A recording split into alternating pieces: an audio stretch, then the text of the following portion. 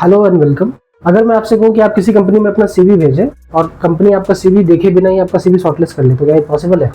आप कहेंगे हमको तो जवाब ही नहीं आता, हम भेज भेज के थक चुके हैं, और आप कह रहे बिना देखे शॉर्टलिस्ट हो जाएगा। तो एक्चुअली होता है, हो जाएगा। मैं इनफैक्ट करके दिखाऊंगा आज। मैं आपको अपने कंप्यूटर स्क्रीन पे लाइव करके दिखाऊंगा। मैं एक कैंडिडेट की तरह से सीवी भेजूंगा, आप एक कंपनी की तरफ से बताना कि क्या ये सीवी शॉर्टलिस्ट करेंगे या नहीं। अच्छा, आगे बढ़ने से पहले सबसे इम्पोर्टेंट है ये जो टॉपिक है, ये टॉपिक है ईमेल के बारे में, ईमेल की इंपॉर्टेंस के बारे में। कई लोग सीवी भेजते हैं, बस उठाया, अटैच किया, भेज दिया है, कुछ लिखा नहीं। अगर अपना स्क्रीन पे दिखाऊँ, यहाँ पे इन्होंने सीवीज फॉर भूराम जोधराज गुवाहाटी, इन्होंने रिज्यूम फॉर परचेज डिपार्टमेंट लिख दिया, और इन्होंने लिखा है नो सब्जेक्ट, यानी कि नो सब्जेक्ट लिखा नहीं है, बल्कि सब्जेक्ट के बिना भेजा है, जिसका अलग से सब्जेक्ट वाला वीडियो है, जिसमें आप देख सकते हैं सब्जेक्ट में क्या लिखे, जो इसी पर्टिकुलर वीडियो का प्रीक्वल है। अब मैं आपको नो सब्जेक्ट का एक दूसरा एंगल दिखाता हूँ। मैं खोलता हूँ अपना स्पैम। स्पैम में ये देखें, करंट डेट 15 जुलाई, 14 जुलाई, पीछे के पीछे बैक में जा रहा है। जितने भी नो सब्जेक्ट वाले हैं 80-90% बाय डिफॉल्ट पहुंच जाते हैं स्पैम में। इन्होंने देखो ना तो कुछ यहाँ लिखा है नो सब्जेक्ट, ना ही कुछ मेल बॉडी में लिखा है, और इनको लगता है कि इनको कंपनी जवाब देगी। नहीं देती कंपनी जवाब। आप भेजते रहते हैं, कई लोगों का शिकायत रहता है, हमने बहुत जगह भेजा नहीं हुआ। अभी देखिए इनका भी बड़ा अच्छा है, इंटरेस्टेड लिख करके भेजा।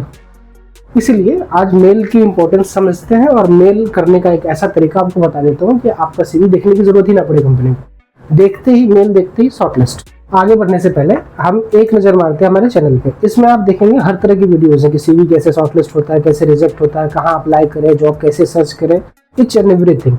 इसमें से देख करके आप सीख सकते हैं, बहुत सारे इंफॉर्मेटिव वीडियो है, और अपने जॉब पाने के चांसेस को कई गुना बढ़ा सकते हैं। तो कृपया इसको जाकर के चेक करें। अब आते हैं अपने टॉपिक पे वापस। हमने ये जेडी खोल रखा है, और ये हमारी कंपनी दी ग्लोबल जोन एचआर सर्विसेज के द्वारा ही पोस्ट की गई है। इंटरनेशनल सेल्स मैनेजर का है, एफएमसीजी इंडस्ट्री का। इसी के लिए मैं अप्लाई करूंगा, और आप बताना कि शॉर्टलिस्ट करेंगे या नहीं।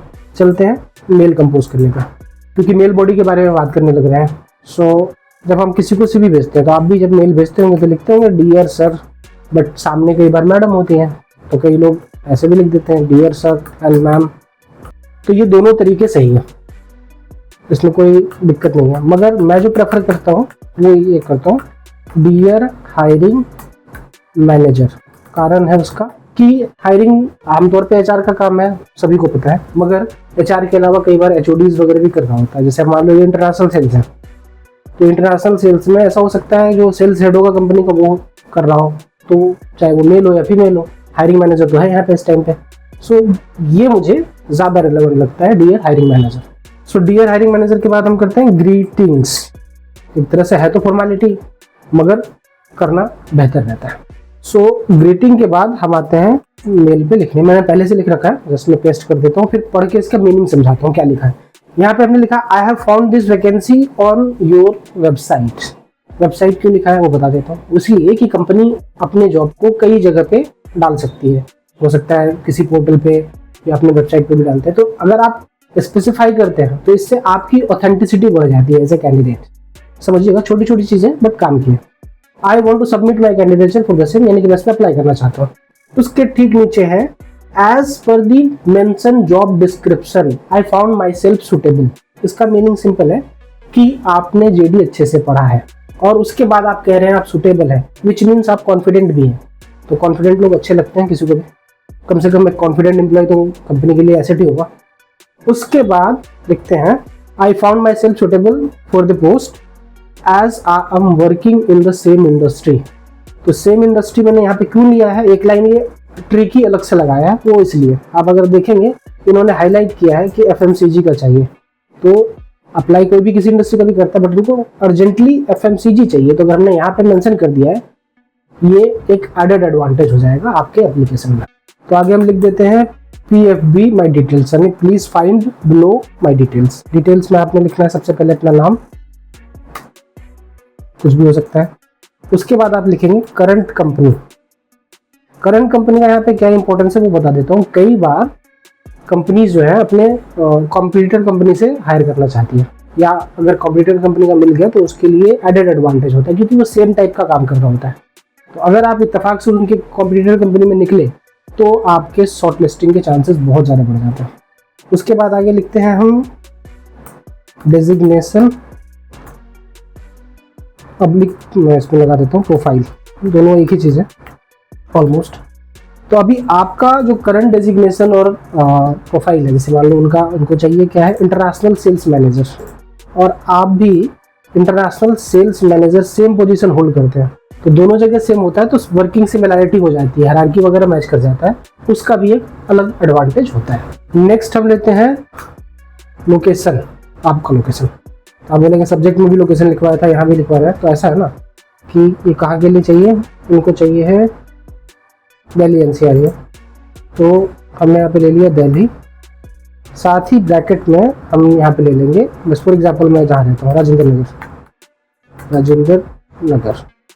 जैसे आप भी, अगर आपके पास दो सेम टाइप का ऑफर हो और एक कंपनी पास में हो और एक दूर में हो, तो पास वाले को ज्वाइन करेंगे। ठीक उसी तरीके से अगर कंपनी के पास दो ऑप्शन हो कैंडिडेट का सिलेक्टेड, और एक पास में रहता है और एक दूर में रहता है, तो कंपनी भी पास वाले को प्रेफर करेंगे, तो इससे भी फर्क पड़ता है। नेक्स्ट हम लेते हैं टोटल एक्सपीरियंस। अब यहाँ पे जो कंपनी है, इनको क्या मांगा है, इन्होंने 10 से 20 साल एक्सपीरियंस मांगा है। अब आपका अगर मान लो 15 साल है इन मिड, तो आप उसको 15 ईयर्स लिख दें, तो उनको बिना सीवी खोले ही पता चल गया ना कि आप उनके काम के हैं, या आपका एक्सपीरियंस उनके जितना उनको चाहिए उतना है।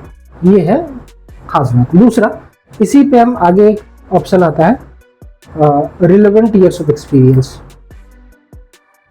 Relevant experience. तो ये क्या होता है वो समझाता हूँ। जैसे यहाँ पे उन्होंने इंटरनेशनल सेल्स मैनेजर का प्रोफाइल मांगा है, तो इस पे आप कितने टाइम से वर्किंग है, ये होगा एग्जैक्ट रिलेवेंट। या फिर कई बार प्रोफाइल आप चेंज करते हैं, पहले हो सकता है आप डोमेस्टिक सेल्स में थे, अब इंटरनेशनल में गए, तो आप 5 साल से इसमें है, तो यहाँ पे आप 5 साल रिलेवेंट ईयर्स ऑफ एक्सपीरियंस दिखा दीजिए। अब मैं यहाँ पर एक एडिशनल चीज़ ले रहा हूँ, जैसे की स्किल। की स्किल यहाँ होता है, वैसे तो इसमें भी जेडी के अंदर भी हो सकता है, बट यहाँ नीचे हाईलाइट करते हैं। तो मान लीजिए ये 5 की स्किल इन्होंने मैंडेट करा हुआ है, तो इस 5 में से 3 आपका है, तो अपना की स्किल भी आप इसको लेकर के, मान लो फॉर एग्जांपल यहीं से मैंने टाइम बचाने के लिए कॉपी करके पेस्ट कर दिया, ये 3 हमने ये भी डाल दिया। तो इससे क्या होगा कि और ज़्यादा आपके चांसेस बढ़ जाएंगे।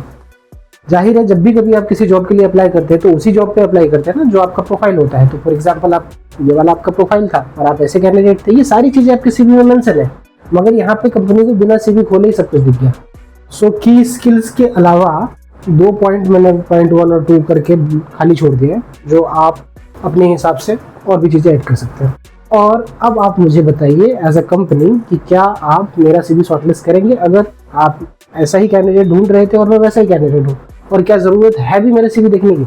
हालांकि सीवी देखा जाता है, सीवी की अपनी इंपॉर्टेंस है, इनफैक्ट जितना आगे बढ़िएगा इंपॉर्टेंस भी उतना ज़्यादा बढ़ता है। बट द पॉइंट इज कि आपने ऐसा सब्जेक्ट लिखा कि सब्जेक्ट देख करके उन्होंने आपका मेल खोला, मेल ऐसा लिखा कि मेल देख करके आपको शॉर्टलिस्ट कर लिया, और सीवी खोला तो सीवी में ये सारी चीज़ें मिलेंगी। कहने का मतलब कि सैकड़ों के भीड़ में जो सीवी आ रहा है, इसमें सब कुछ अगर ऊपर ही स्पेसिफाई हो जाए जो मेन पॉइंट्स हैं, तो रिक्रूटर को शॉर्टलिस्ट करने में सबसे ज़्यादा आसान होगा। दूसरा, इस सब के अलावा भी जॉब और करियर रिलेटेड बहुत सारी क्वेरीज होती हैं लोगों के मन में। तो ऐसे लोग जो बड़े कॉलेज के पास आउट हैं, IIT IIM, उनको शायद इस टाइप की वीडियोस की ज़रूरत नहीं है, मगर जो स्मॉल टाउन के लोग, टायर 2 टायर 3 सिटी के लोग हैं, जिनके घर में वैसा माहौल भी नहीं है, तो वो किससे पूछे। तो आप वो सारे सवाल जॉब करियर रिलेटेड यहाँ पे कमेंट सेक्शन में पूछ सकते हैं। हम वीडियो के माध्यम से ज़्यादा आपके सवालों का जवाब देंगे। तब तक के लिए शुक्रिया, धन्यवाद।